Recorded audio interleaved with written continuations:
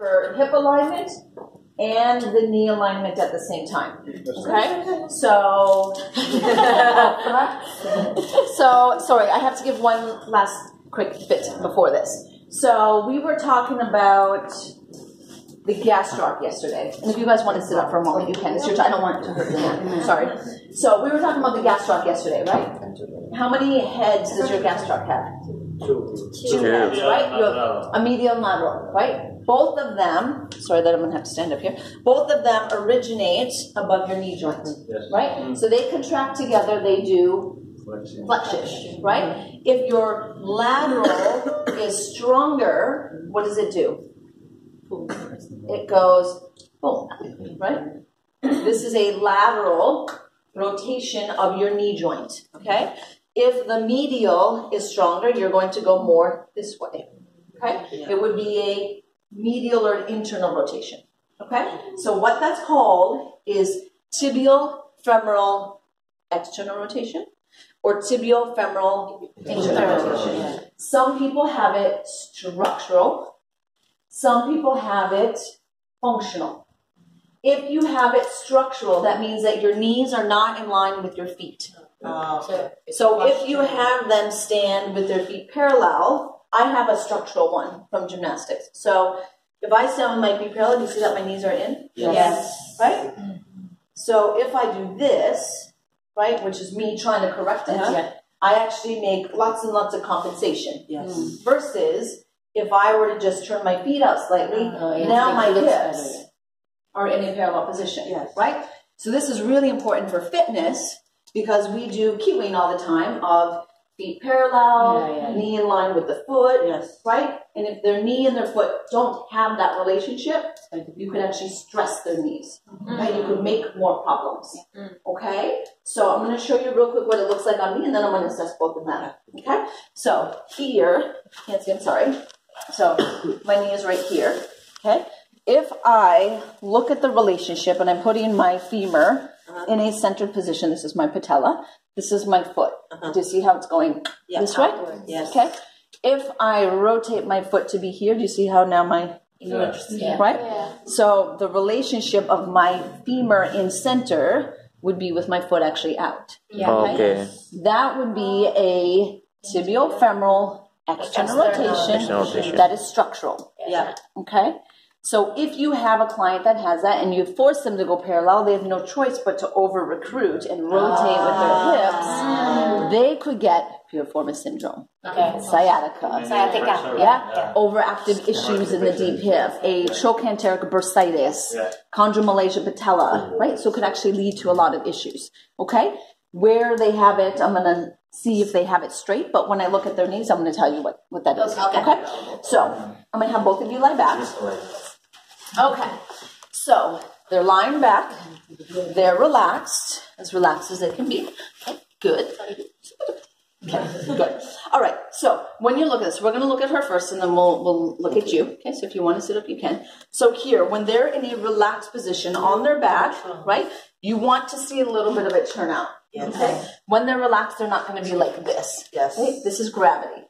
Okay, so you're looking, one, to see if it is a symmetrical external rotation, right, or turnout, okay? Here it looks like this one is a little bit more, but, right, looks like this one is a little bit more, okay? So, when we see the external rotation, we don't know if it's coming from the hip or from the knee, okay? So you need to see that and determine that, okay? So, we'll go here, right, so I'm going to grab her leg, and I'm looking at the relationship. So you can move the leg and just see the way that it feels. They're staying relaxed. When I put her into a centered position, her knee is centered, I'm looking at I'm just mimicking the ground. Right? Okay. So do you see that her relationship looks different than mine did? Yes. Okay? Yes. So her cueing for her squats could be knee in line with the foot. Mine technically shouldn't be. Okay, so that alignment. So what this means is that any of the external rotation that we see is coming from her hip. Okay, we of course want to do this on both to see, right? We're rotating the way that the leg moves and then mimicking the ground, her knee, her foot in line. Okay, so same thing. She's stacked. so her alignment. So if we happen to see that every time she pushes off, and she goes like this to take a step, and she goes boom, and swings through like that. Remember the picture that I had? Yes. That would be functional. Oh, okay. Because we just look to see that if she has structure. She doesn't have structure. She has Yeah, okay. So then that's going to be our first one. We look at how much external rotation. Is it symmetrical? Is it coming from the knee or the hips? Then we have to look to see the potential of internal, right? And just let me know if anything bothers you, okay? You okay? Okay. Right. So do you see that she has, right? So one, I'm feeling the way that the hips move, but she has a good balance between internal and external. Okay. Yeah. Don't look at the feet, right? You really want to just feel the way that the hips are moving. Because when they're down, she could be sickling. Okay. Just kind of that with the foot. That's not what we're looking at. Okay. You okay? Yeah. Good. Okay. And then the third or the final thing of all the things that we're looking at. So I'm going to have you just give a pull to the leg, and you're going to move the hips so that you find center. And then I'm looking at the height of her malleoli. Yes, thank you.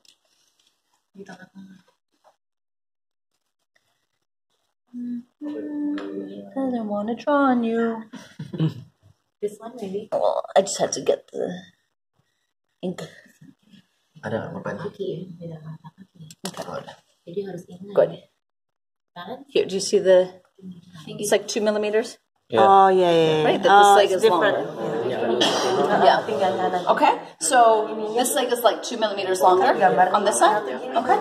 Again, this is not. There's so many ways to be looking at limb length, right? This is you just taking in some of the asymmetries that they might have, right? You're not diagnosing. You're not, correcting in like a medical way. So you would just say, okay, your right side is like 2 millimeters longer. The right side turns out more than the left.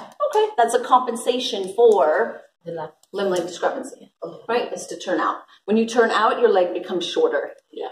So if it's turned out more, that means that's the longer leg. Yeah.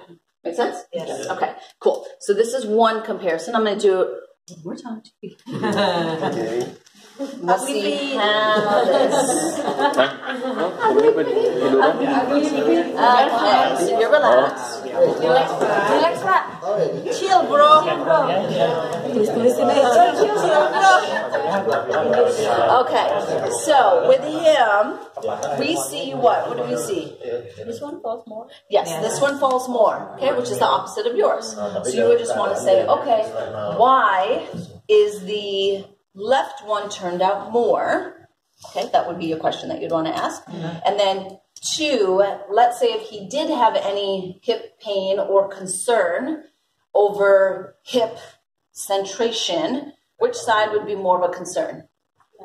This one, because external rotation shifts the femoral head or the femur forward. Yes. Right. Okay. Good. So now we're looking to see if it's coming from his foot or from the knee or from the hip. Right. So when I put his foot in line with his knee, here's his knee. Right.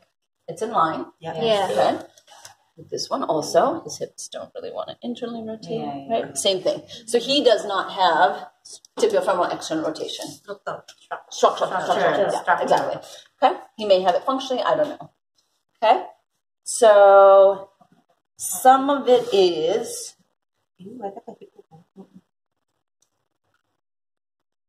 Some of it is a sensation. So what I would. So you have much less play, but it's a sensation thing. So when I do this, it's like a hard stop, right? Where yours is a softer stop. So there's kind of a resistance when you pull it. Yeah, so I meet resistance with you. Okay? So, and then it doesn't really want to go too far this way in, right? Okay? Just goes like that. We should really look, much more than that. So we should really look the ones that are turning outward more. Yeah, really. You're going to see a lot more in this direction than someone who's like, because usually things like that are fixed at birth. Yes, it's right? It's posture, right? Posture. Yeah, so this is like habits and stuff like that. You will probably, so in, let's say like a dancer, you would see them, I don't want to hurt you, but you would see them all the way down like this, right? Like the foot would actually hit the ground, right? Or I've actually seen it in men who are really tight, but want to keep squatting, and they say that the only way they can squat is like really turned out. Is that anyone in here? No. No. Because they need to go below parallel, right? So they want to. Yeah, but just even like maybe you guys are just a little bit more flexible than It's like Olympic lifting. It's like Olympic lifting. Olympic lifter, I mean. Yeah, but it's much more like a stereotypical super tight bodybuilder type person that doesn't do any mobility. They will be extremely turned out because they're just so tight and stiff. When they come down like this, their feet are going to be all the way down like this. And then you're going to try to rotate them. And there's some people that you're going to do this, right? If you can't move your hips like this, internal, external, they also adopt, I'm going to show you real quick, that they do more like this. And then they walk kind of like this. Right? So if you see anyone who walks like, right? So if they like a penguin, like a penguin? Bodybuilders walk like that. Like they kind of like, almost like a saunter or something. I don't know what you call it. Like a swag that's not cool. Right? Swag. They're just so like stiff, right? It's different on the gender also. Like a woman is have a wider pelvic. So it's less about the width of the pelvis, and really what it would be more that you would see more within females would be the ligaments. So like a ligament laxity, right? Yes, you see that a little bit higher in women than in men. Also, it could be the movements. So like dancers, right? Anyone who goes into like, do you guys know the frog where you're like, your knees are bent, right? And you're dropping down like this and you're just going all the way down. That's a lot of hip extreme external rotation to do that.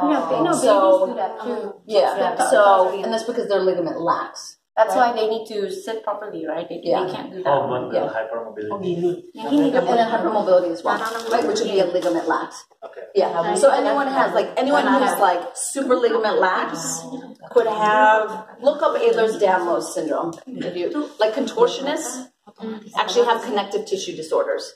You shouldn't be that flexible. It's something within their connective tissue. Okay. So what we're going to do, your partner's going to be on their back. You're looking for their relaxed position. Is it symmetrical? Is it not? Is one more than the other? Okay. And then you're looking to see, is the external rotation coming from the knee or from the hip? Okay. Here. Good. Compare the other side. Look at the internal external rotation, the way that it moves. Can you get into internal rotation?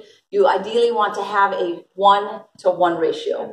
In, out. Right? And then just compare the way that he feels versus the way that she feels. You're just getting a sensation of the tissue.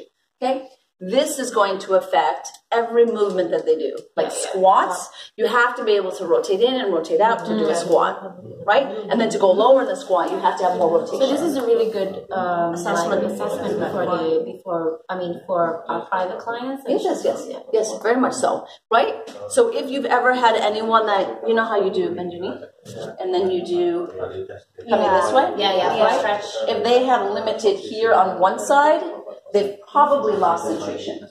Right? Which I'm going to show you how to then recenter it. Okay? Good. All right, so let's do this with our friends. Cheers.